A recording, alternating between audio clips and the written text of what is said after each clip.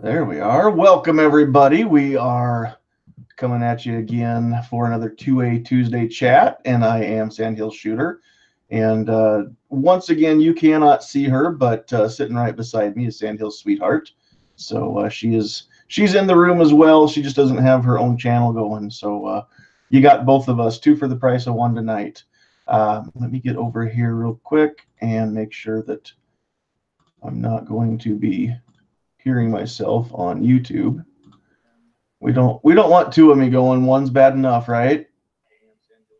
All right, so we'll do that. And we've got the chat popped out. I think we're good to go. And I think we're going on gun channels as well. I hope we are. If anybody wants to go check us out on gun channels and make sure that's up and going. Real quick here, we will let everybody say hello, and hopefully a few more will join us as Hit or Miss ends tonight and wraps up. So we will let everybody say hi. David Bowling, what's up, Kingpin? Not too much, man. Thanks for the invite. Always like a good conversation. Absolutely. We always try to have one here. Next up, moving to my right, we've got Obnoxious One. How you doing? Hello, sir. Thank you for the invite. Happy to be here. Absolutely. Happy to have you. And coming to us live from work for another 20 minutes or so, Mr. Squibload. Hey, good evening. Thanks for the invite. Absolutely. Thanks for being here. We'll wait for you to get freed up before we expect you to talk too much. And then rounding out the panel, our anchor, as always, almost always, we've got Mr. Travis P11. Hey, dude, I appreciate the invite. Thank you very much. Usual plugs, cheap plugs. Guys, make sure you check out Caliber Corner Saturday morning, 8 a.m. Central Time over on gunchannels.com.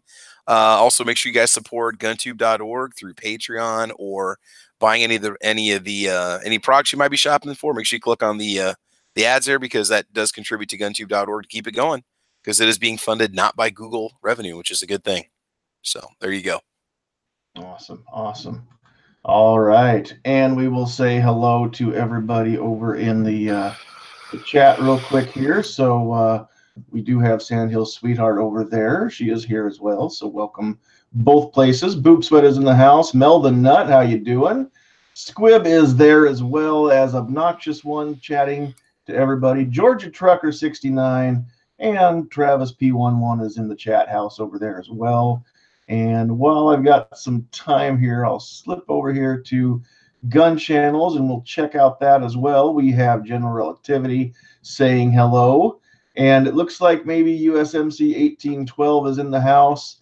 Jim Burgess was here, or maybe he's just hanging out from last week. It looks like he hasn't been clicked in here for a little bit, but hopefully Jim will be able to join us here after a while and be able to say hello. So we will try to pop in on the gun channel side and keep up with that chat here.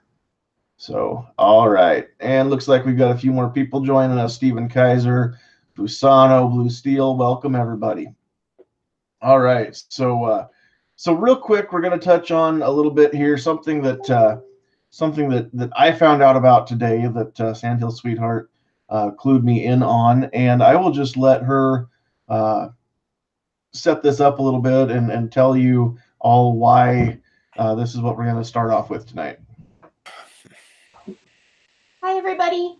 I am a huge fan of Florida Georgia Line. They are they're called a country band. They're not all that country.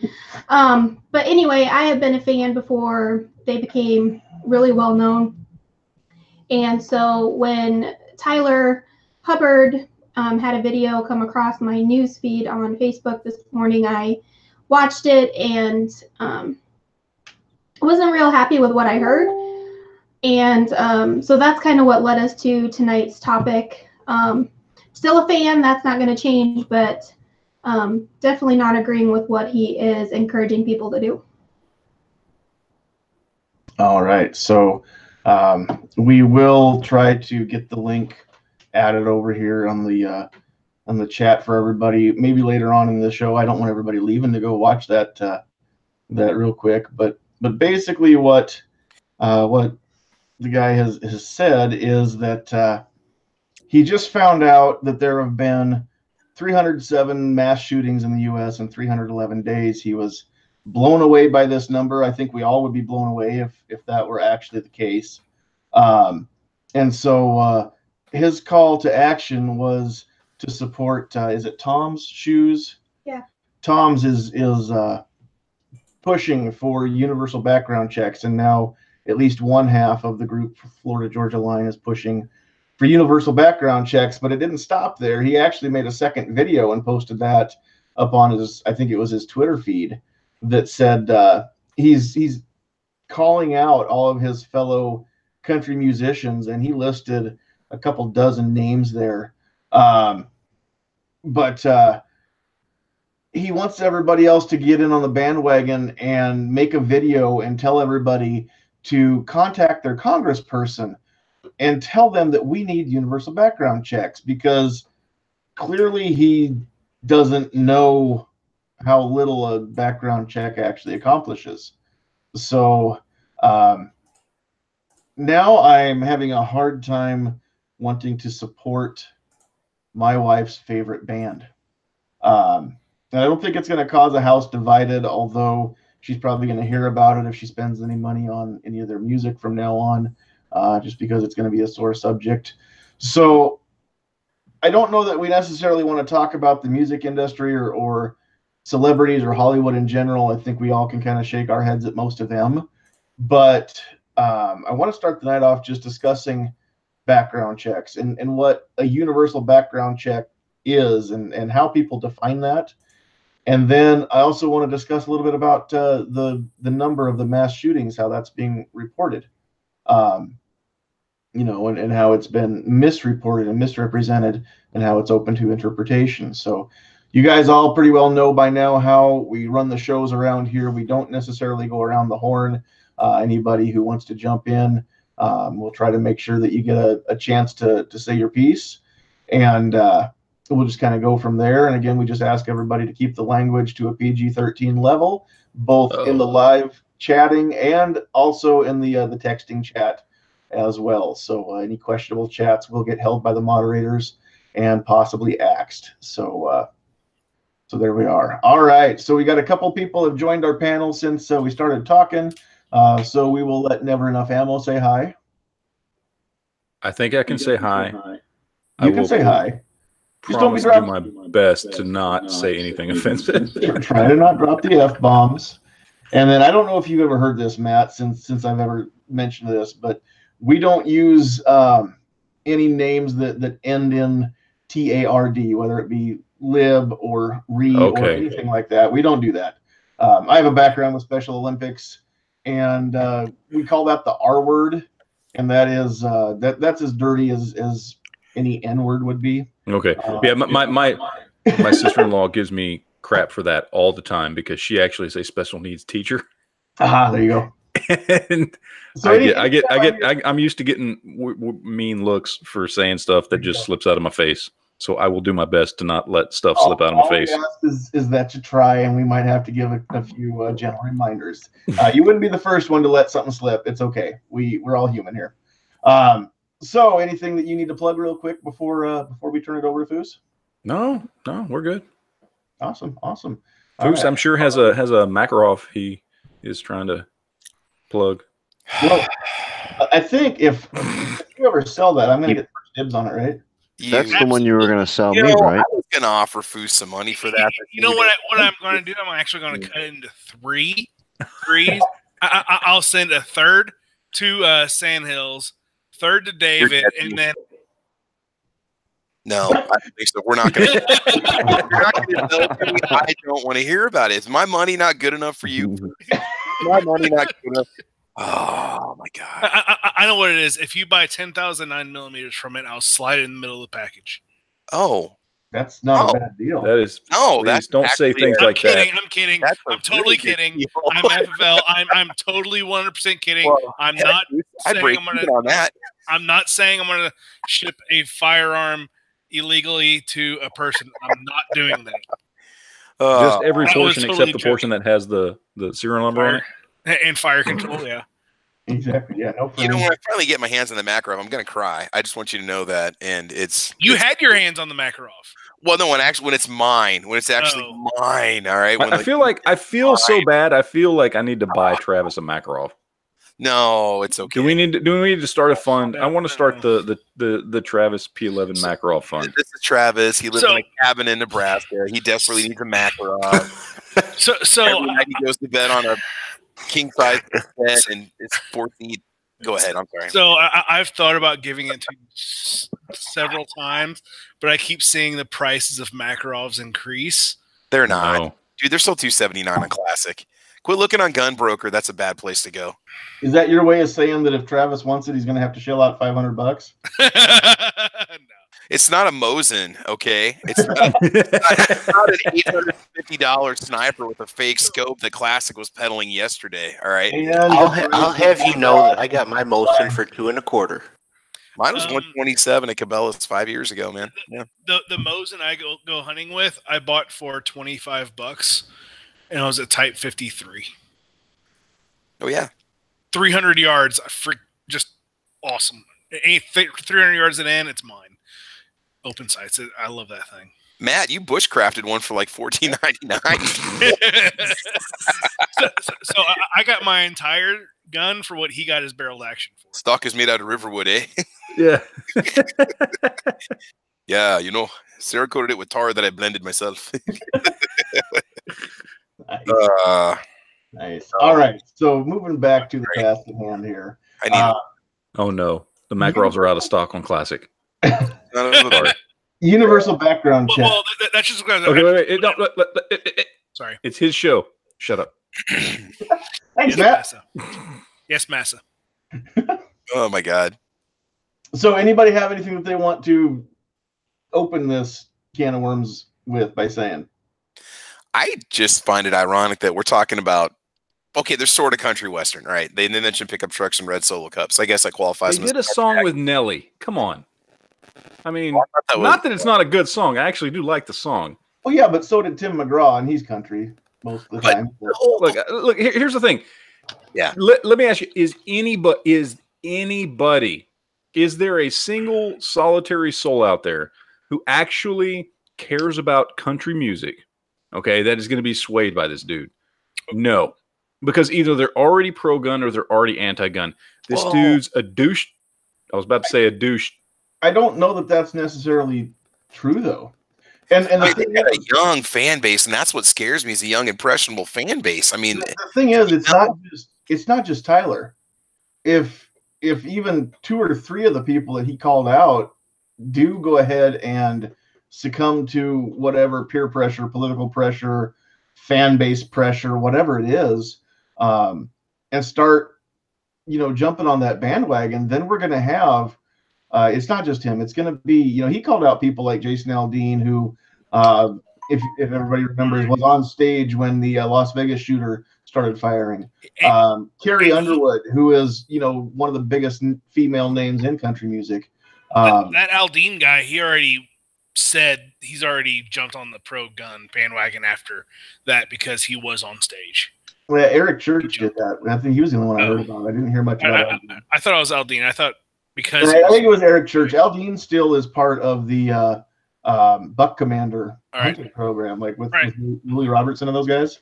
Jason Aldean's basically like not really said anything, right? Yeah, I think because he doesn't agree with the gun control agenda, but he also doesn't want to get blasted for, supporting the NRA or what have you. So I think he's just decided. He's doing what celebrities should do. Yeah, shut up. Yeah. Shut up. They are just. That's not what we pay you for. Yeah, I would agree with that. There are many celebrities, whether they're singers, actors, whatever, that I'm sure are anti-gun, but they shut up, and I appreciate that from them. I truly do, and I will still continue to support your movies or songs or TV shows or whatever because you shut up.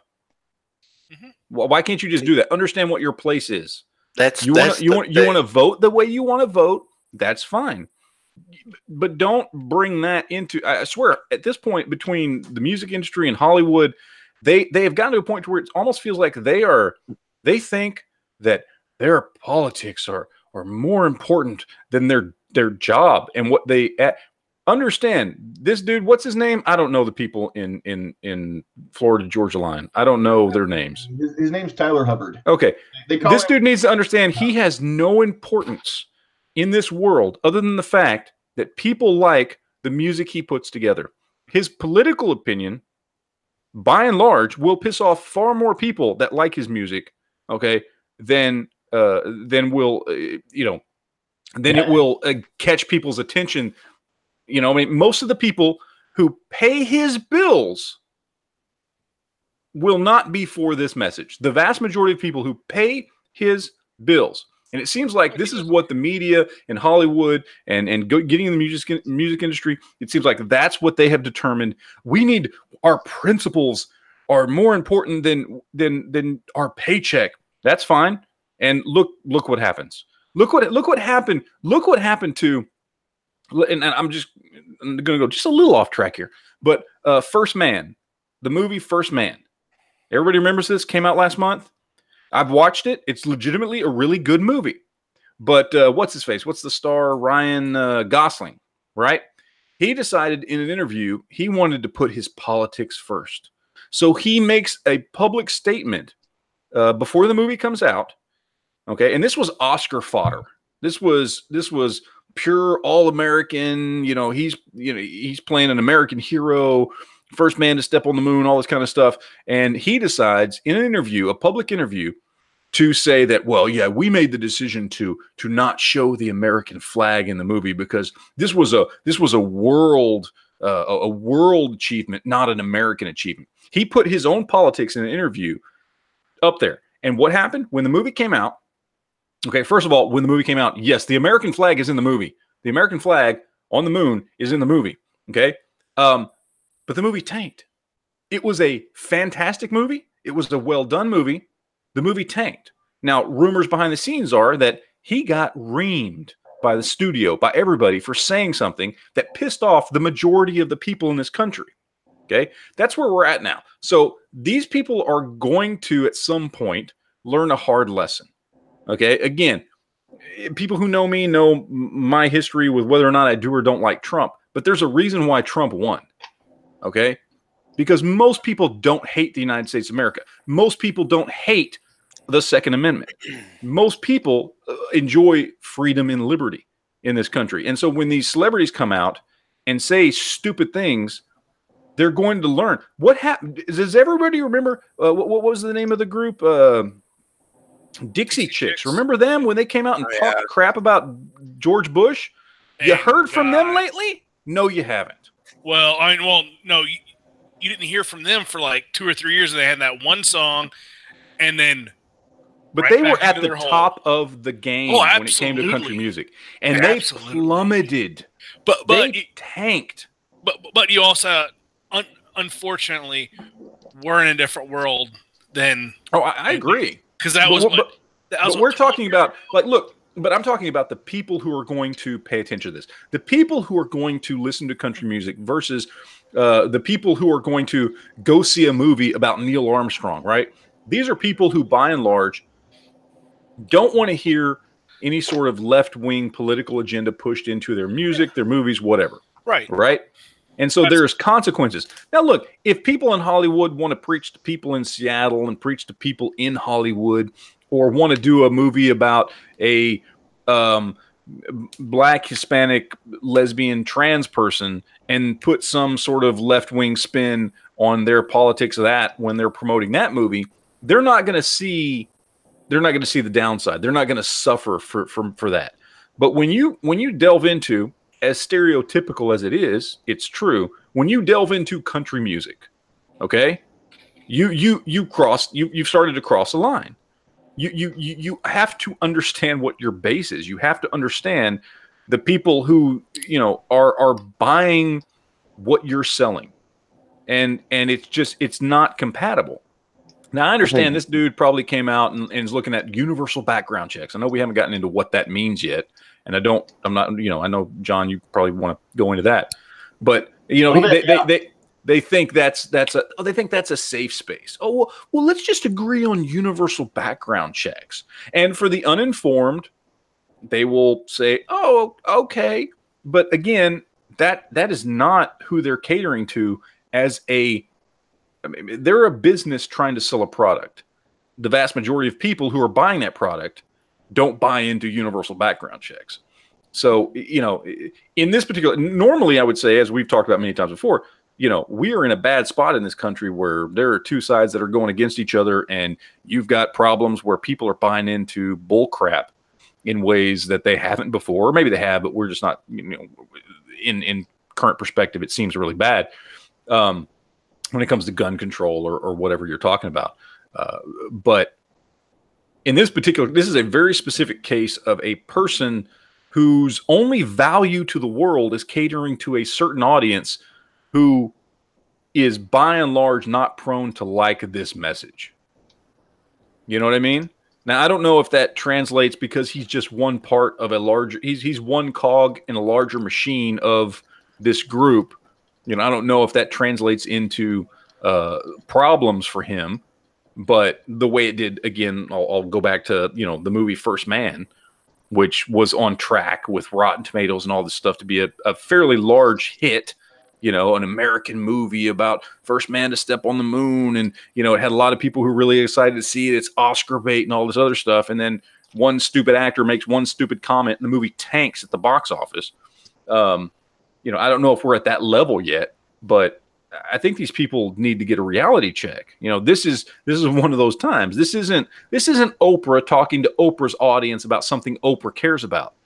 This is a guy in a country music group, regardless of whether or not he did a song with Nelly, which I actually like, catering to an audience that by and large does not buy into that message. So we'll see if it hurts. If he was, and what's his name? Tim McGraw. He has suffered for his political opinions. There's no question about it. You have looked at his album sales. You've looked at what he's been able to do. He has suffered his business, as it were. Doing the job he does has suffered because of his, pro-Obama, more willing to be anti-gun stances on a lot of stuff. Can this one guy out of this group do the same thing for them? I don't know, but it's not a smart move. Well, and it's happens to already gotten a lot of backlash too from his own fans and a lot of country music people, even just on the, what do they call it, the Twitterverse. Yeah. So yeah, I mean, I think that there's a lot of people that aren't liking what he has to say, but we were talking this afternoon about, what are we going to talk about tonight? We didn't really have a whole lot of stuff planned ahead, and she said, well, did you see what this guy put out in his video? And so I watched it, and yeah, it just kind of irked me. It really ticked me off. And I said, you understand that I'm going to be done with these guys? And she said, yeah, you understand that I'm not. And I said, well, as long as, we don't get divorced over this deal, we'll be all right. But, I mean, I got no desire to support the people who don't support our rights and our freedoms. And I don't think that he has an agenda. I think that he's just trying to be popular or gain popularity with the people who don't understand the reality of how background checks work, or rather they don't. And chances are he probably doesn't understand. I didn't want to talk as much about him as I do about background checks and better alternatives. Yeah, and I'm sorry, I didn't mean to. But no, he probably doesn't even understand. I don't think he does, because he probably doesn't.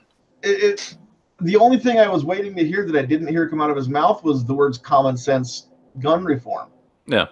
Common sense gun laws, because we all throw our hands up in the air wondering what exactly that is too. Well, we have to do something. Something has to be done. And just like in any other situation, if a store gets burglarized, then they put one of those, electric things up in there so, they can put the tag in their product. So if you steal the product, a little alarm goes off. It's just a gut reaction of we have to do something. And their first thought is, how do we keep bad people from getting guns? Oh, well, let's do a background check on everybody. Yeah. Well, I mean, I don't know that it's never happened. I'm sure it has happened.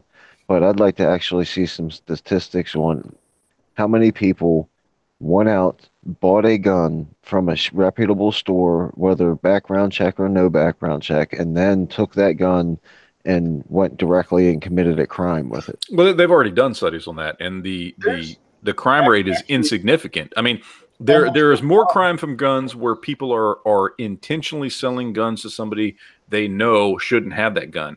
That accounts for a decent amount of gun crime, specifically as it relates to drug-related gun crime in this country. That they've already proven that. But as far as people being able to go and buy a gun from Joe Bob, who's selling it on Craigslist, or from a gun show where a guy rents a table and he's a private seller, so he doesn't have to do a background check.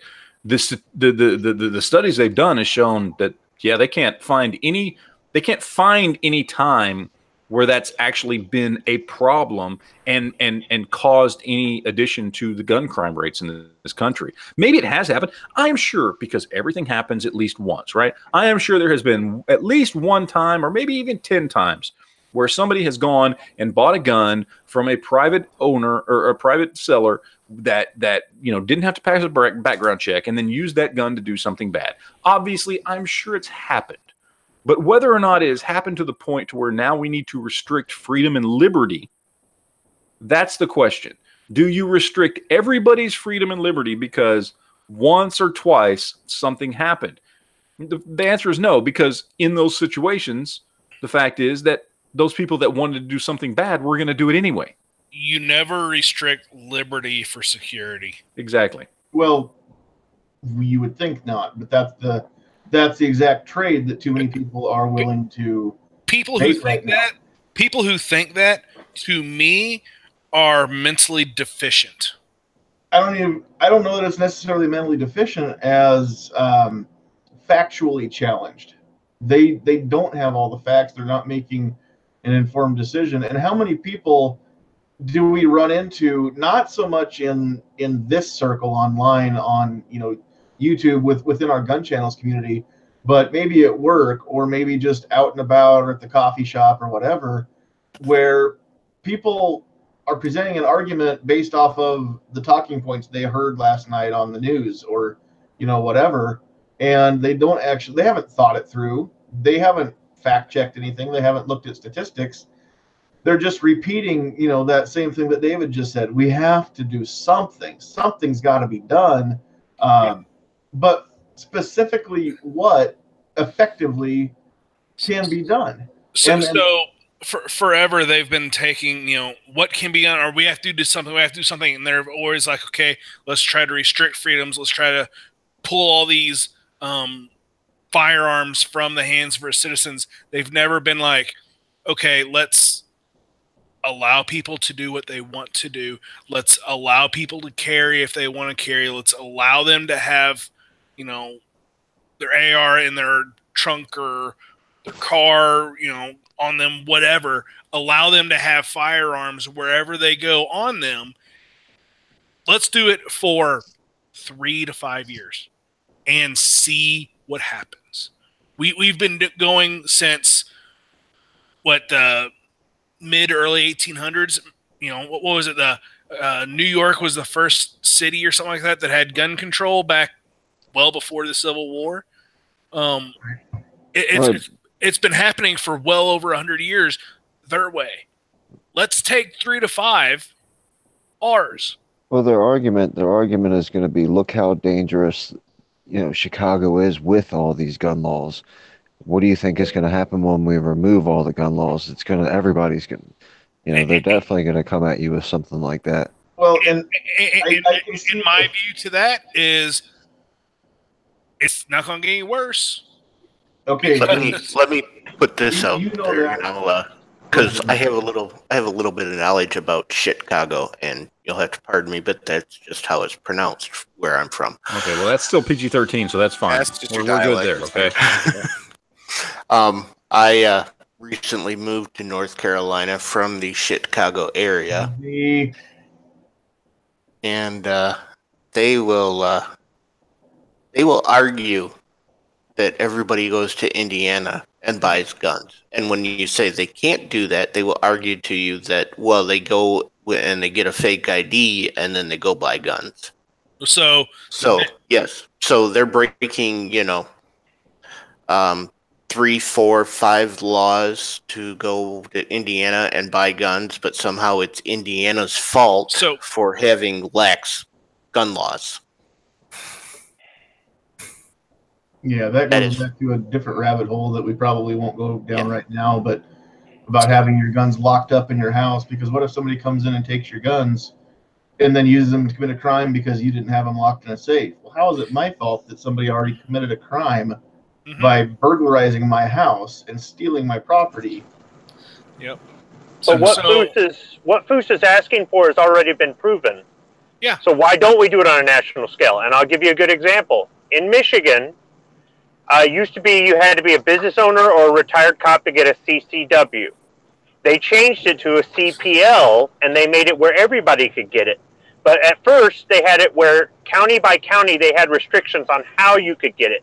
Eventually, that got overturned, and they said, shall issue across the street, period.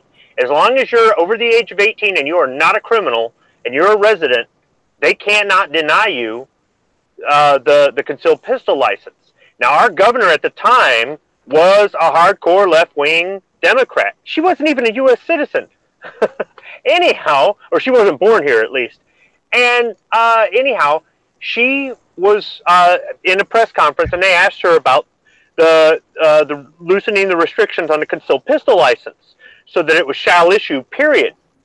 And she said, I wasn't for this. I wasn't for this at all. And she said, I thought it was going to be the Wild West. We all did. But so far, that hasn't happened. So people can have their rights. And I was floored because she was not a very good governor.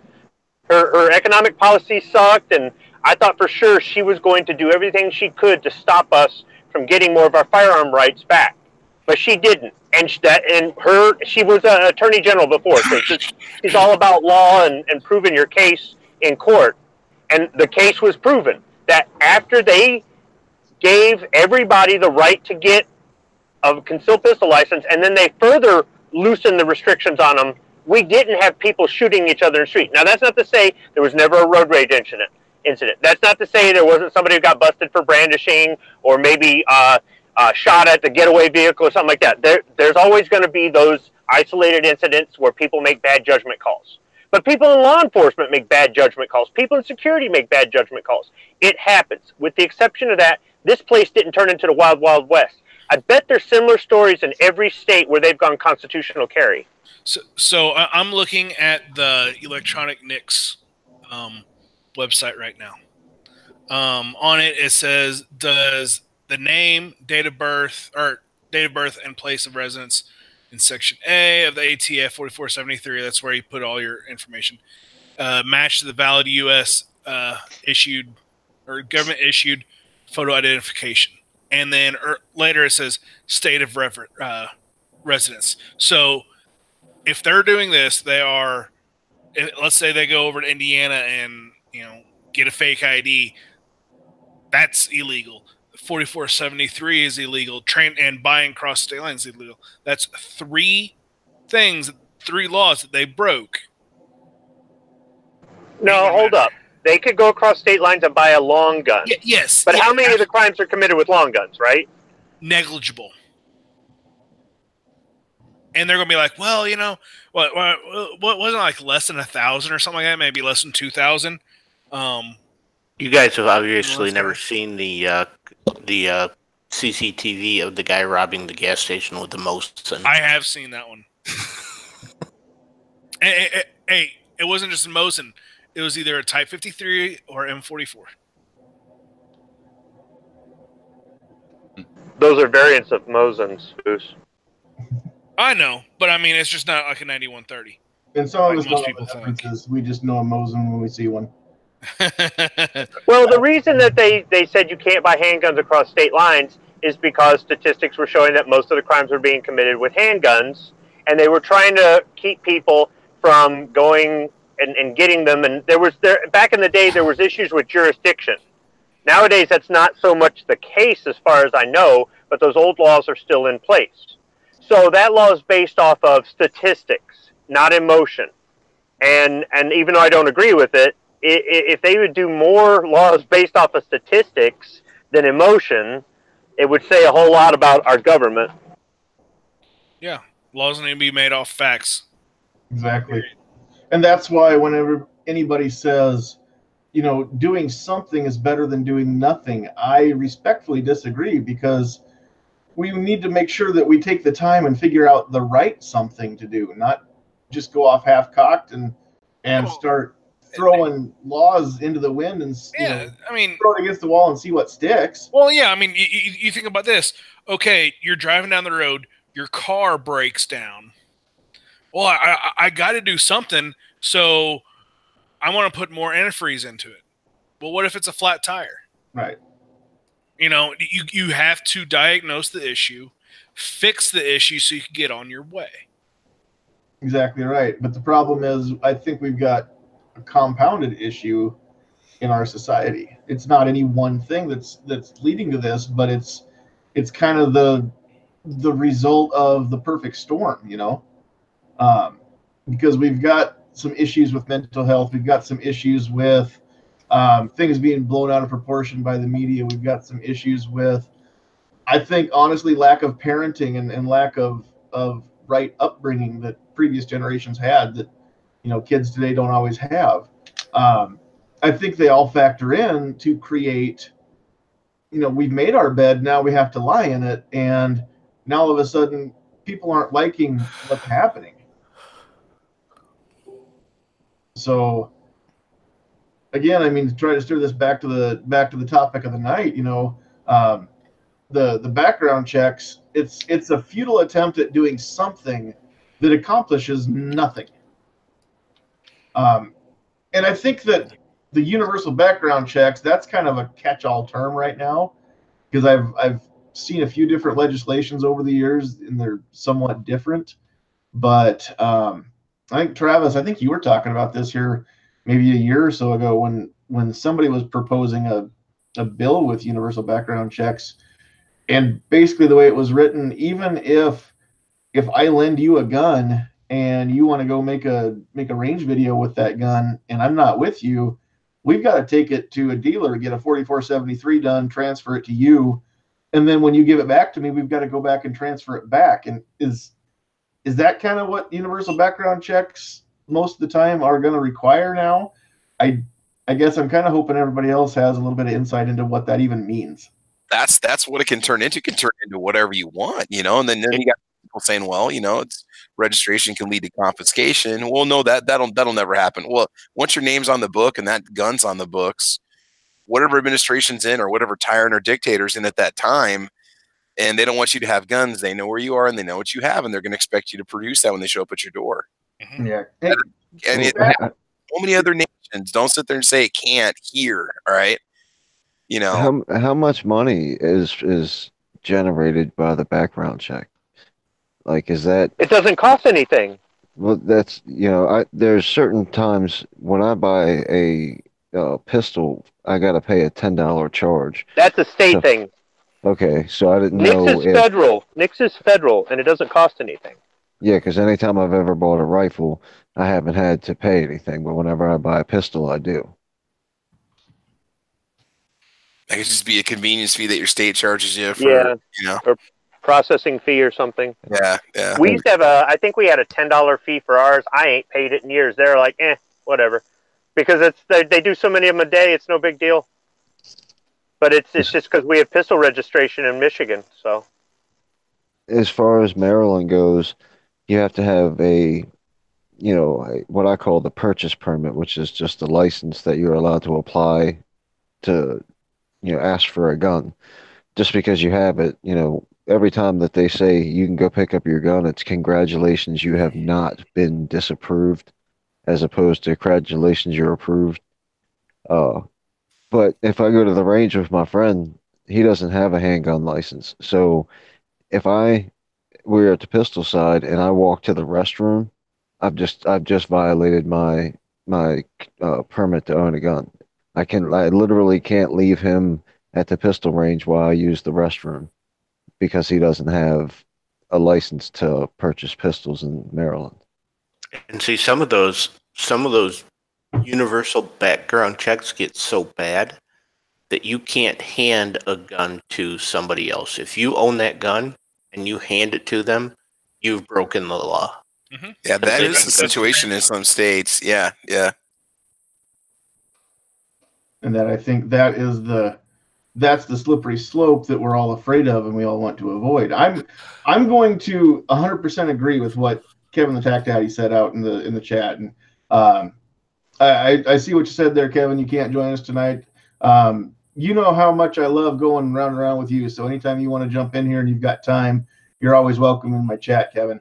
But Kevin said making sure that a felon doesn't buy a gun it's a good thing, making sure that they don't. And I agree 100%. Nobody wants felons to own guns. Nobody wants somebody who's crazy to own a gun. We got into this last week. But who's to say what level of crazy? You know, that's, again, who's going to make that decision partly. But again, so many crimes are committed by people who aren't felons until we see that they've done this crime. They're not a felon until they're a felon. They're not a felon, and we can't minority report this. And somebody let me know if I'm wrong in this, but in the last year or two, we've seen a lot of I guess high profile shootings happen that the media gave a lot of coverage to. And the only one that a background check would have stopped, if I'm not mistaken, is the murderer down in Texas at Sutherland Springs that shot up the church. If I'm not mistaken, the Air Force should have reported his discharge better, and that would have pinged on a background check, and he would have been denied the sale of his gun. But everybody else that we've heard about in just the last year or two got guns that either they themselves purchased legally and passed a background check, or it was bought by somebody and then they got it from that person, whether it be a family member or they stole it or whatever is the case. But a background check would, if it worked right, would have caught one of those murderers. So when you do a 4473, they tell the FFL, proceed, deny, or delay. That's all they say. They don't say why. They just say proceed, deny, delay. What I don't like is the fact that you or I can't do that. I don't think that you should have to make somebody pass a background check to loan them a gun or to sell them a gun. That's your property. If you know the person, if it's your brother or your neighbor or your best friend or the guy you work with that you're taking to the range or whatever, you shouldn't have to have some sort of background check to hand it to him or her and let them shoot it or to sell it to them or something. It's your private property. But let's just say you were going to the gun show with a gun that maybe you wanted to get rid of, you were sick of it, and you wanted to get some cash for another purchase, and you found somebody goes, hey, you selling that? I have this happen to me all the time at gun shows. I buy a gun, and before I can walk out the door, they're like, hey, you selling that? Let's just say I did want to sell it to him, but I don't know this guy from Adam. I'd like to be able to call and with his driver's license number or something like that, be able to get a proceed, deny, or delay. Why can't I do that? If I want to, not because it's a law, but because it's my choice. Oh, absolutely. I fully agree with you. There needs to be, name, address, maybe, just name, address, date of birth. That's all they really need. I mean, citizenship. Yeah. Or visa or whatever.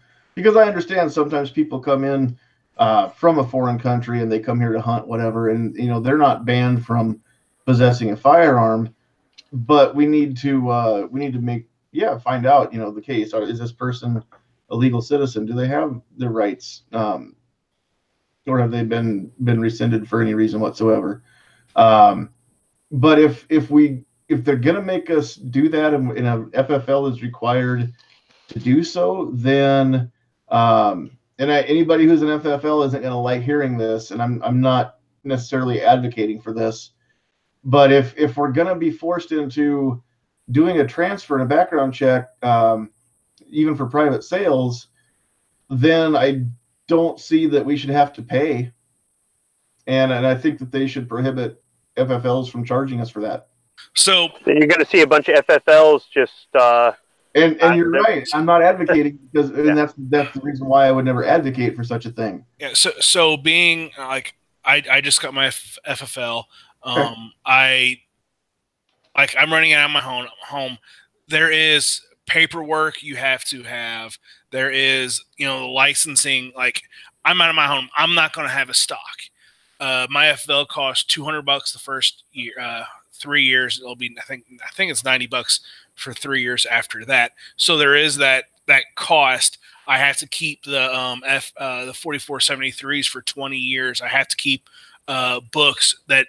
All that now, yes, FFL 4473s are free for me. I have to make sure, like, if more than if two or more handguns are bought at the same time, I have to let the ATF know. I have to let local law enforcement know that there's stuff I have to do by law that takes my time. So having that done and having a fee. I could see that fee. It needs to every FFL needs to put whatever price they want on that for their time and for their bills. And for the record, I wholeheartedly agree. And I don't have a problem with the fact that there's usually a charge for a transfer fee. Unless you're buying the gun from that particular dealer. If you're just having them do the transfer for you, then they should be compensated for their time, their effort. Well, I don't know, Sandhills. I had an FFL up here tell me, I'd rather you get a transfer here because I make more money off of that.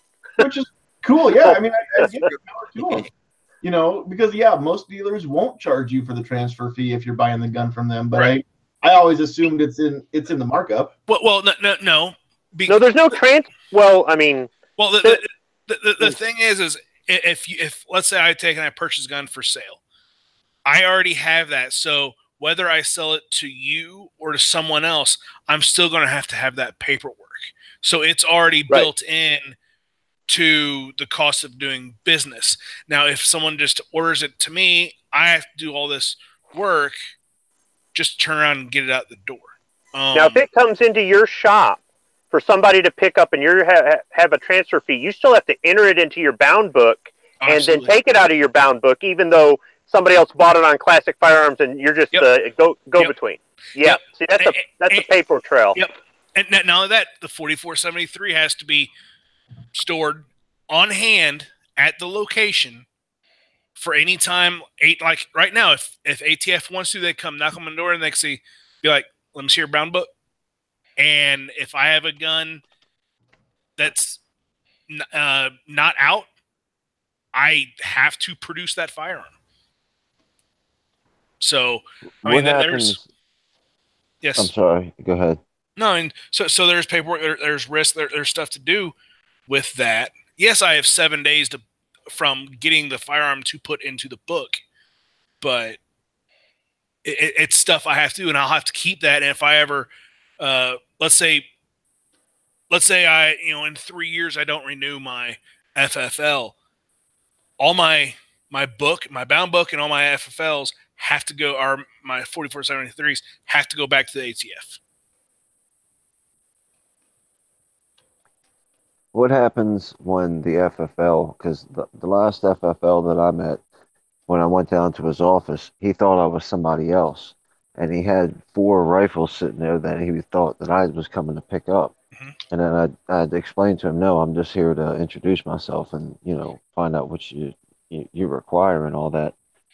And he said that he was stuck with these 4 rifles for a couple of months. Like, what happens if you order a gun and it gets shipped to the FFL and you just never go pick it up? What are they supposed to do with those firearms? If I order it, like I order it or you order it. Let's say. Well, say I order it to John Smith down the street from me, who's an FFL, and I just never go pick it up. So he's stuck with these guns. He's stuck with them. He has to keep them in his inventory. He has to does he have a certain time period where it becomes his property? Kind of like if you don't pay your bill on fixing a car? Kind of like a pawn shop. If you don't come back to pick up your item, the pawn shop gets to keep it. Yep. I did not ask those questions. My opinion would be, it's not my property. because I did not pay for it. It's on my books, but I did not pay for it. So I don't think it would ever become, quote unquote, my property. Here's a situation that kind of maybe would make it a little easier. Say the person orders that firearm, and then that person who ordered them ends up like passing away or something. Like, what would you do? Or what if they show up and they get a deny? Right? Uh-oh. That'd be nuts. Well, then I just there's got to be a legal way to either dispose of it or get possession of it somehow if the person never claims it, dies, or is denied. Send it back to the whoever did it, because I would probably after X amount of time I would probably send it back to the place that shipped it to me. Well, and how many times is anybody that's ordered a firearm and had it shipped to a dealer, how many times have you ever done that and didn't pay for it up front? Pay for what? The firearm. You have to. Yeah, you have to. Yeah, you have to. I mean, even if it's through Davidson's, I mean, you're going to pay at least part of that purchase. No, you pay. You have to buy the gun online with a credit card, right? Or at the store, and then they ship it. They're going to throw on a shipping fee and everything else. Right. Exactly. So, no, but like some of the gun stores around where I live, like if you ask them, hey, can you find X and X firearm, and they say, yeah, sure, we'll find it for you. Usually, you don't pay for it until the rifle gets there. Yeah, hey, just what you see on the shelf, pal. Wait. Everything from my experience is if you buy a gun online, you've got to pay for it right then. Like as soon as you hit send, you're paying for it. Yeah.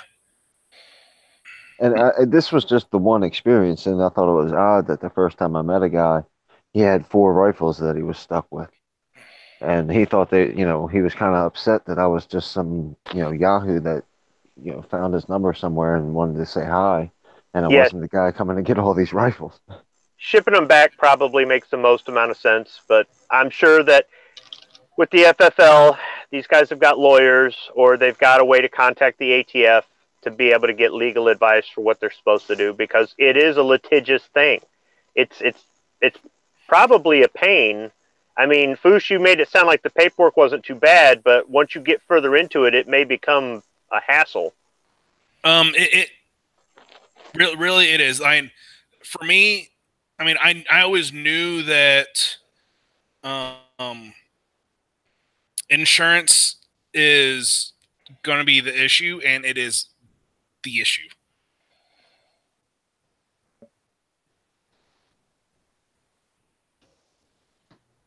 What do you mean it's the issue? Oh, sorry. I'm sorry. Insurance is the long stick in the pole in the tent. It's right now it's the hardest to find. Oh, I got you. Insurance, liability insurance. I hear you. So I think what we're trying to say is universal background checks, like all these other laws that have either been proposed or introduced, don't do anything to make our society any safer, and don't do anything to prevent or stop crime.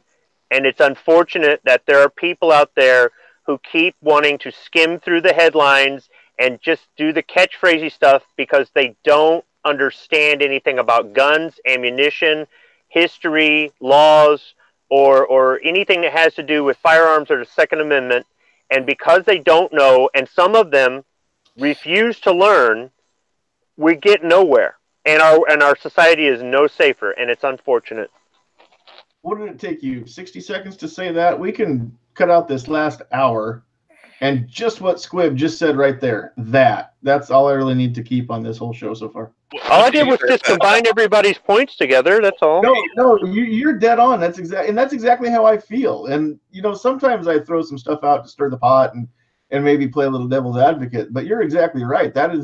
It's unfortunate. Not everybody understands how little a background check actually accomplishes besides gumming up the works. And that's the reason why the people who are informed push for them, because they want to gum up the works. They want to make it as hard as possible for us to exercise our rights, and they want to, if they can even deter one gun sale, then they'll call it a win.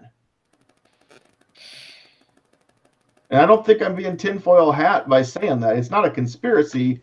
It's the fact of the matter. The people who don't want us to have guns have figured out that they can't get around the Constitution, so they will muddy the waters enough to make it to where it's not worth it. It's just like earlier on Hit or Miss, Tuesday nights, 9 o'clock Eastern. We were talking about the New York proposed bill that says you have to turn over your social media accounts and passwords, and they'll look back 3 years. Nobody's going to do that. So if that were to become a law, then they're going to just not buy guns. Most people aren't going to be willing to do that. So they've stopped a lot of gun sales just by passing that law, if it were to go through. And sadly, we can't honestly or confidently say that it won't. We hope not. Even in New York, we hope not. But you don't know. I mean, look who they just voted into the House. They're doing all that work through the state regulation too, not nothing national necessarily coming down the pipe. We'll be looking at the bump stock ban, but then again, they harness the power of popular culture and the news and media and leftist views, and it's kind of fun how confusing some of this stuff is, because if you look at concealed carry, I believe it was Florida was the first state to actually do concealed carry, right? And then it kind of spread from there. Constitutional carry has kind of spread a little bit in the last few years. But then looking at states like Massachusetts, Connecticut, and the New England states, some of those states are starting to do really strict laws. And that's kind of spreading a little bit too. So if one state gets it pushed through, and then they even have one win to point at, then other states are going to jump on that bandwagon too, whether it's, good or bad. I mean, that's also depends on your opinion, but that's them skimming headlines again and altering statistics. It is, and it's misrepresentation in a lot of things. But at the same time, how do you refute that? And I know we've talked about this before on a lot of shows, and maybe we've even talked about it here before.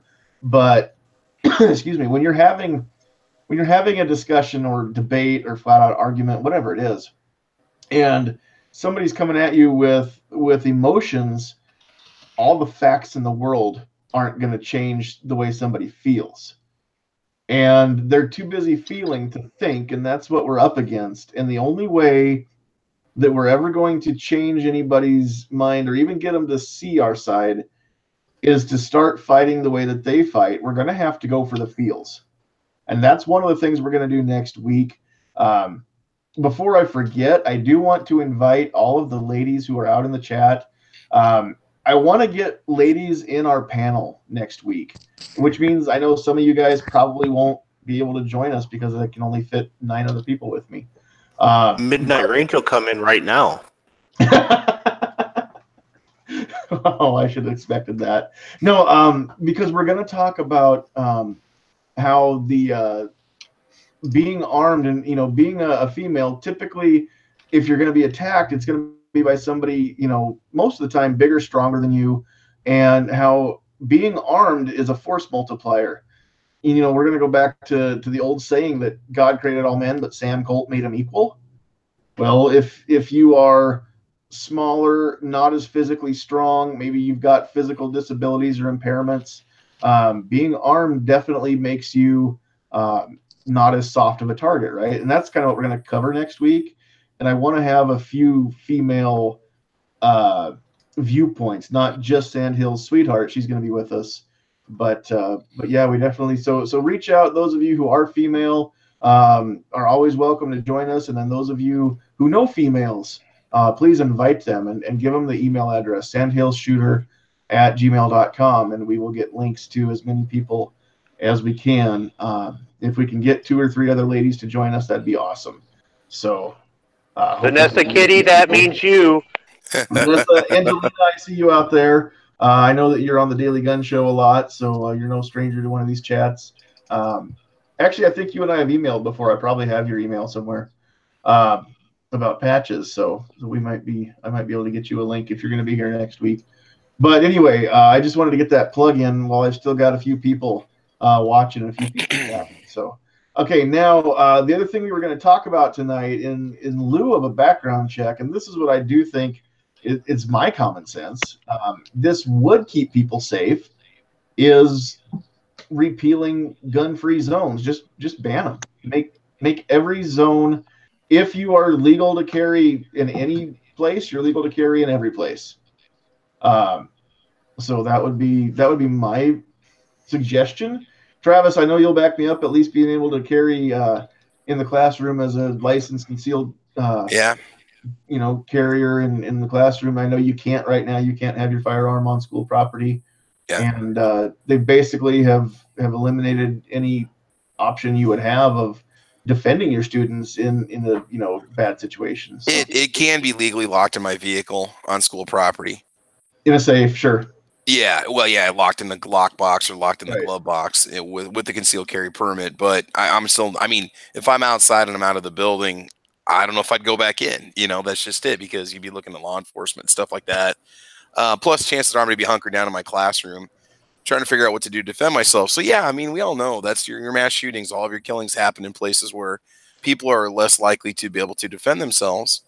And, the fact, I mean, that's just it. Just if you're allowed to legally conceal carry and repeal the gun-free zones. Now, I think that you might need to have gun-free areas, say in hospitals, because of oxygen tank issues. You might have to be careful for stuff like that, or hazardous zones. But when it comes to schools or malls or movie theaters or whatever, until you sit in an environment where you're not allowed to be able to defend yourself, that's not an option. You don't really know how it feels. And so Travis, you do feel vulnerable. Yeah. Yeah, just throw a hockey puck at them. Yeah. I'm ashamed. Yeah. I'm ashamed that came from my state. I've got things in my room I could use to defend myself that don't break the law, that don't break school rules. I mean, I think about that. What am I going to do if somebody tries to get in? There's lots of things you could do to slow the person down. I mean, we do have police. We do have a police officer in the building all day, 5 days a week.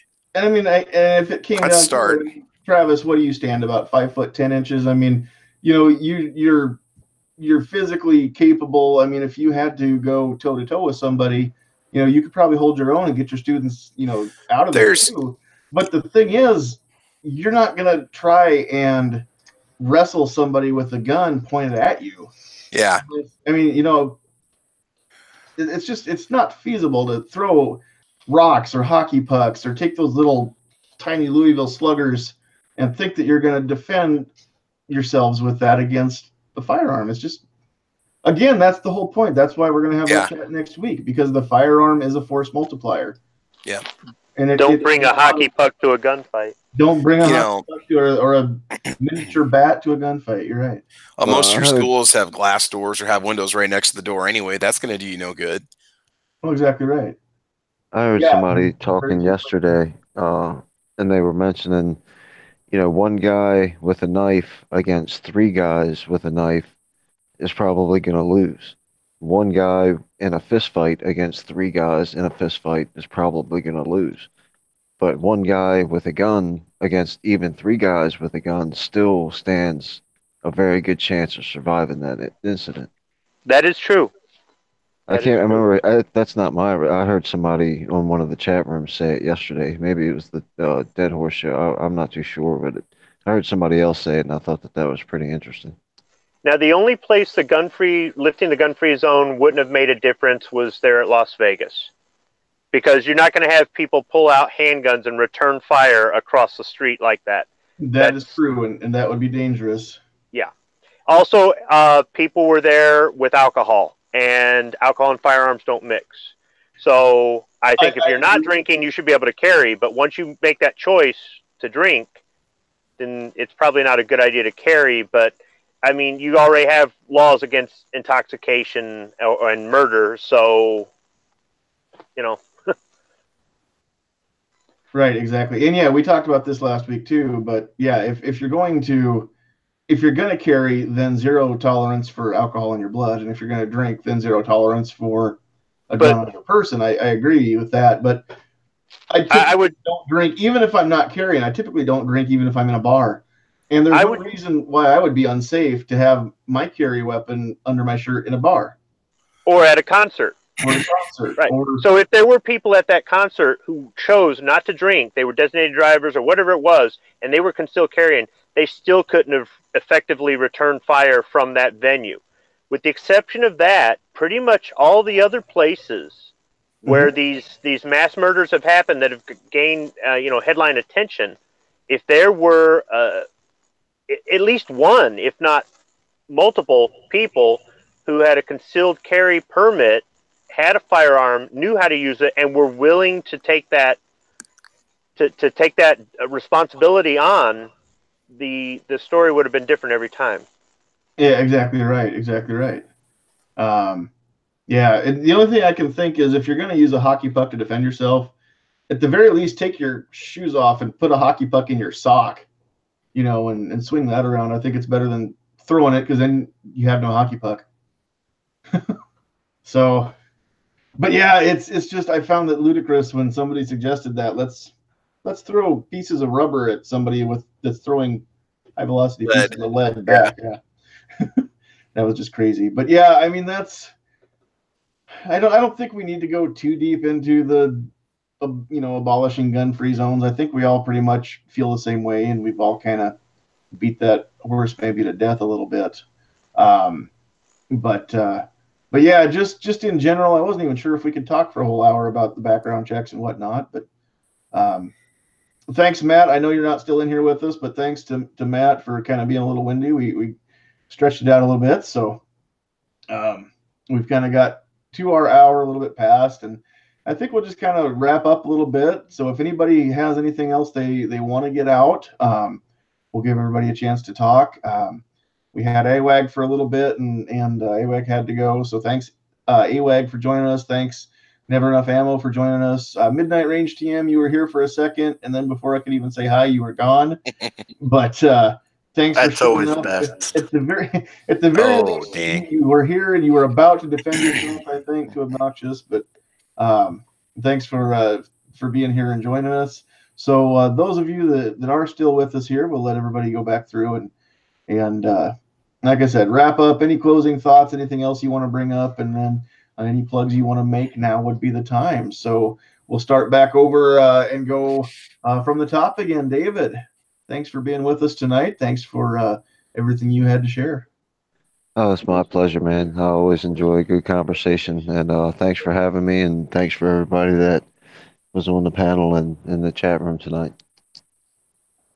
You bet, you bet. Anything big coming up on your channel as far as videos, or? Yeah, I still have my giveaway going, and thanks to Southpaw RX, you'll see him in the chat room sometimes. He just decided to send me some stuff to give away to people, so that was really cool of him.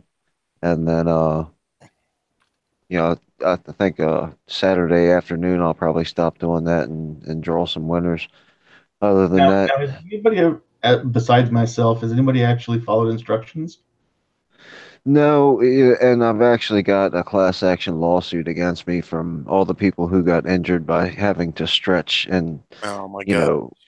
There's a few people who got sprained fingers from typing. Yeah, that was a rough criteria. So those of you who don't know what we're talking about, you need to get over to David Bowling's channel and check out his latest giveaway video, because if you want to get in on the giveaway, you have to do everything exactly to the letter that he says to do. And I think I'm the only one so far that's managed to do it. So far, I think I'm a shoo-in for the winner. So you have to like, subscribe, tag 75 friends, submit a stool, blood, and urine sample, and what else is there? Oh, yeah, classic arms, and click on the link to register for the Barrett. Is that all? That's all the stuff you have to do, right? And own a Makarov. You forgot about, you have to write the entire War and Peace. You have to write the entire book War and Peace backwards in Cantonese also. Oh, I've done that. Who hasn't? Dude, come on, amateurs. If you need a stool sample, a good place to pick that up is the Closer, Sunday nights at 10:30. Oh, my God. Ouch. Ouch. Why are you picking on one of the Travi obnoxious one? I mean, geez. Get over to David Bowling's channel and check out that video. So, all right, Foos, thanks for joining us. Thanks for keeping it lively as always, and thanks for your insights as a new FFL. Yeah. I'm sitting here talking, like texting some other friends and stuff that are FFL dealers, trying to get like insurance information, and it looks like $1,500 a year is going to be about the cheapest. So I just figured that out. That is how many rounds with my current 15 boxes to break even on the insurance. No, it's $1,500. Yeah, no, I'm 15 per month. 15 boxes per month would cover the insurance. $150. So roughly. So, well, you have to think my profit isn't going to be true. The box price, right? So I would have to make about 40,000 rounds. We could cover that first 2 months if you would just sell me that Makarov. That would really get you started. Well, the first 2 months, that would be $300. Come on, that's perfect. Yeah. There you go. You don't need it. You don't need it, Foos. You don't need it. Just let it go. Let the Makarov go, Foos. I actually don't like it. Well, there we go. I like the CZ82 much better. And just think, with $300, you can maybe put a down payment on another one. Yeah. $300, I would be able to buy one, couldn't you? There you go, and some ammo for it. Send it to Travis P11, care of SS Pawn, Lexington, Nebraska. Yeah, there you go. It's that simple. There you go. All right. So, anything coming up on your channel? Probably not until you're back into the competition. Yeah. Until I'm back in competition, which I need to start reloading. Not reloading, but practicing dry firing, all that stuff. I want to have a little bit of stuff for sports shooters ammunition, a little bit, probably just reloading, stuff like that, boxing. Awesome. So, yeah. So this insurance thing just hurt me a lot. I didn't think it was going to be that. I thought it was going to be about half that a year. Wow. But I mean, I just got to look. And it looks like the NRA is going to be the only place, pretty much, unfortunately. Gotcha. All right. Well, looking forward to seeing how well that works for you once you get everything lined up. So hopefully it becomes a very successful venture for you. We're all pulling for you. So basically, as long as I get my press, paid off in a couple of years, I'm fine with it. So, I mean, if I do 100,000 rounds, I'll actually be happy with that. So awesome. All right. So you did join us again, Midnight Range TM. So we're going to let you say hello and any closing thoughts. And again, as you're attacking Obnoxious, keep it classy. Who left the screen door unlocked and let him in? No, I wouldn't do that. No. I'm actually here to give everybody a tip. Because I heard that David Bowling's thing is actually pretty tough. And Travis P11 said that you have to give a blood, urine, and stool sample. And then? Yeah, and I just have a little hint for everybody. If you want to do all that, do what Obnoxious does. All you got to do is give him a little tickle, and when he giggles, you'll get all three at one time. Oh, God. Oh my. That's not true. My doctor gave me a prescription for that. Tickle. Go ahead. All right. Well, thanks for joining us. Always interesting, especially when you two are both here. So, all right. In rebuttal, Obnoxious. How do you follow that? You have the floor, sir. I know what I would have said. Yeah, but you keep San Diego. You keep it PG. San Diego. The doctor asked for blood, stool, urine, and semen samples, and Midnight Range just handed him the shorts. I didn't go there. I mean, Yeah, you had to take it that far? But Wow. that wouldn't be very classy. He's been reading Angelina's posts over there in the side, obviously. Thank you for the invite, and remind everybody that's in the chat to go check out everybody that's here on the panel. And Oh, you got quiet. really, What happened? really, I'm like bugging everybody. Okay, there's one person in the panel. Don't go check out their stuff because it's like nothing but bacon pancakes and hot dog sandwiches. And for God's sakes, a Slim Jim sandwich. I mean, come on, man. Hey. I thought that was a candy bar. Hot dog sandwich. Just because Slim I'm Jim Slim candy Jim- bar sandwich. I haven't released that video yet. What are you talking about? I was wondering why you're telling everybody not to check out Squib, but yeah, whatever. I was talking about the Instagram post from Bacon Pancakes. Did he steal your idea, Squib? You should. Oh hit him no! with What happened was copyright strike. I've been setting on this video for a while, a short video where I make a Slim Jim candy bar hot dog sandwich. You really need to hit midnight with copyright strike then, because he put it up on Instagram. You'll be already. hearing from my lawyer, sir. I would also like to tell everybody to go check out Night Strike, and if you can, join his Patreon. He is struggling a little bit with UnTube, and that's another nice place for those of us that are interested in the Second Amendment to get our stuff up. Interesting. Very much so. Very much so. Squib, Right, well, Squib has been sitting on hot dog sandwich videos, and Obnoxious One has just been sitting on hot dogs. oh no. All right. So Squib, thanks for Keep it classy, San Diego. I'm out. A little late for that. San Diego, that's Spanish for whales. Never mind. Where did we go off the rails? When you let Bacon Pancakes come in. When I let everybody come in, sounds like now. Yeah. Yeah, so much for keeping it classy. I'm sorry. I'm sorry to those of you who are related to me who may or may not catch this later. Every now and then It really does turn into a middle school cafeteria session. Yes, it does. All right, so Squib, anything you need to final thoughts or anything you need to plug on the channel?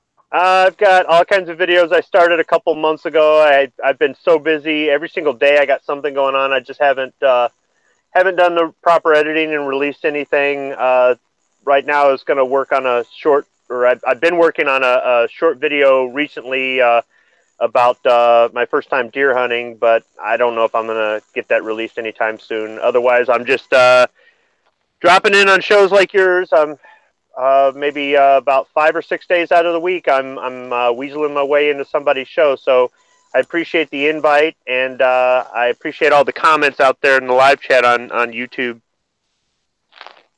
Absolutely. Absolutely. All right. And of course, we have Travis P11. He's back from a 1-week hiatus where he picked his wife over us last week. I don't know how that works, but just because that it wasn't easy, it was really tough that I had that separation anxiety that I wasn't with you guys Tuesday night, and I didn't. Hey, guys, it's called boobs. Oh my God. No, it's called, for those of you who are not aware, Travis and his bride celebrated their 14th anniversary last Tuesday. And so we definitely, we missed you, but we knew that you wouldn't be here. And in fact, I probably wouldn't have even given you a link had you said you wanted to join, because you should have been spending that with your wife. We were Makarov shopping foods, just so you know. So we were Makarov His shopping. and hers. Exactly. But anyway, to get them in, and that way nobody buys them out from under you. Yep. I do want to say that on Caliber Corner on Saturday, we do what we've been fueled by the last 25 episode or viewer requested topics, and we are actually going to do a deer hunting 101 chat, just to let you guys know if anybody's ever been interested about getting into it. And I know season's done for November, firearm for a lot of states, but we're going to be going into January. We're going to be going into the holidays. There may be people that are going to maybe go get into it wintertime hunting because, holidays are coming up, go on buy a firearm and so on. So, we're going to talk about that basic topic. So any of you guys that are on the panel, anybody out there interested, if you want to join in, we can talk about it. And, Squib, it'd be neat to kind of pick your brain a little bit, having your first deer hunt, what are some of the preparations you made? What are some of the mistakes you made? What are some of the mistakes people make? That kind of thing, So I had the whole day to set in the blind and freeze. I took notes on what I wanted to do different next time. Seriously, that's that. So we are going to actually have a chat on it. We did have the deer chat, back in October or whatever, but that was more about the equipment, the gear. But this is kind of more of just what to know before you go kind of thing. So we will have that discussion on Saturday. The other thing I want to say is, all the House bills, and we always say, well, you need to get active, you need to get out there and write your senator, your congressman, blah blah blah. Those things are very important, but one thing we don't take into consideration is we kind of sit around and don't do anything, and you ask yourself this question: do you want your kids and grandkids and nieces and nephews to be able to enjoy the same rights you do right now, especially if you're in a very free state that allows you to have full access to firearms? Okay, if that answer is yes, then get out there and get active, man. Write your senator, write your person, become a representative, get active in gun groups, something, because it's easy to say, yeah, I'll just I got that GOA update. Oh, that's great. That's nice. I'll go ahead and go back to work now. I mean, if you don't take any steps, it's going to get worse and worse because things are building against us. You see it every day. We got to start doing something because it's going to get ugly. And if you don't want the next generation to be able to enjoy their Second Amendment rights, just keep sitting there and doing nothing, and then we'll see what happens. So that's what I wanted to end on. Yeah, and not only don't just talk to your legislators, talk to your kids, grandkids, nieces, nephews. Let them know why it's important that we fight the good fight. So it's not just enough to make sure that your legislators know how you feel, but if we don't tell the next generation why this is important, and give them history lessons on why we don't want to lose our freedoms, why it's bad to give up freedoms for safety, then they're destined to repeat history if they don't know it. So we have to make sure that they understand why we do what we do, not just go out and do it. So let me borrow a page from the leftist book. Let's do it for the children. Okay, do it for the children, right? Exactly. Let's do it for the children. And Calavera says out there in the chat, just because some people don't live in a free state doesn't mean they don't fight. So no matter where you are, there's something you can do. Yep. Absolutely. Yep. But nothing's going to happen unless we make it happen. So it goes back to, be active, even just go to the voting booth and then let your elected representatives know how you feel, because they're elected to represent you. They work for us. We don't work for them. And so make sure that our kids know that too, right? And our younger generation understand how government works. The government works because the people say it does. The people don't work because the government says. Not in our country, anyway. There's a lot of countries that did that. So. Yep, exactly, man. Anyway, thank you, dude. I do appreciate it. It's always good to come on. Yep, and always good to have you. So for those of you that don't know, Travis is probably the number one biggest help I've had over the last year and a half, getting some of these chats going and stuff, and kind of learning how to do some of this stuff. So I wouldn't be here without you, Travis. It's always good to have you here. Yeah, appreciate it. Thank you. So all right. So I do want to remember to shout out everybody who joined us. So moving back over to the gun channel side, we had a little bit of talk over there. And I didn't keep up with it very well, but I don't think Jim Burgess ever actually came off of Snooze. I think he's logged into gun channels, but not actually active over there. But we had USMC 1812, we had General Relativity, we had Fusano. So thanks everybody for joining us over on the gun channel side. And then on the YouTube side, it got really crazy here for a little while. I was trying to listen to everybody talk and keep up with the chatting, and you guys know I can't do that. And so thanks everybody for joining us. I can see Rupan, Vanessa was here, George Grayson, Kat was here, Sandhills Sweetheart, of course, Double A was in the house. What else do we have? Calaveras 32 Special, Boob Sweat, Ed is here. We've got Ashley from Gunstreamer, who joined us kind of later. Ashley, make sure you back this up and catch when we were talking about what we're going to do next week. And I do plan on releasing a video here in the next day or so when I've got some time, just calling for some help in the panel. But we're looking for female perspectives. We want to have more than just Sandhills Sweetheart on our panel next week as far as female perspectives go. Who else do we have? We had Obnoxious One, Midnight Range TM, of course, chatting up a storm. Blue Steel 44, Too Hottie was in the house. I know there's more people as I roll up here. Let me try and find everybody. Gizzard Gary joined us. Rob D, New York Outcast, thanks for joining us again. Freedom for All was here. David Bowling was in the chat. I know I saw Travis in the chat. Georgia Trucker 69. And I know I'm going to miss somebody. I never mean to, but I try to get everybody shouted out. We've got Angelina. We've got, well, so who am I missing? Who? Ed is new to the chat. This is his first time. Ed is new to the chat. Welcome, Ed. Always good to have somebody join us for the first time. If you haven't checked out the channel, do so. And then also take note of who we have in our panel here, because there's some really good stuff on Travis P11 and Squiblo, Obnoxious One, Foose, David Bowling, and we had Never Enough Ammo in here. We had AWAG 1000 in here. We had Midnight Range TM in here as well. So check those guys out as well. Grim was in the house. Grim was another cool guy that we got to meet when we were in Tulsa. Another teacher. So we always have some education represented. We had Stephen Kaiser. We had Gun Snob, N1663R. And I've probably missed a lot of people as I roll up through here. HVS was in the house. Thanks for joining us. I don't think I've seen Hawaii Volcano Squad in here before, so always good to have somebody I've heard about and never got to talk to. We had Kevin the Tack Daddy. We had Mel the Nut. Wait, Mel the Nut? Mel. Oh, Mel. Okay. Mel the Nut. Scott P79. I think that's most everybody that I can see anyway. So if I missed anybody, I'm sorry. Make sure you talk a lot more so I see your name come through more. And then we will make sure we get you shouted out. So everybody, thanks for joining us. You can catch Sandhills Shooter on, of course, YouTube and gun channels. You can catch us on Gun Streamer and HugeTube. And apparently those are going to stay separate entities, so we will try to continue to get everything on both platforms there.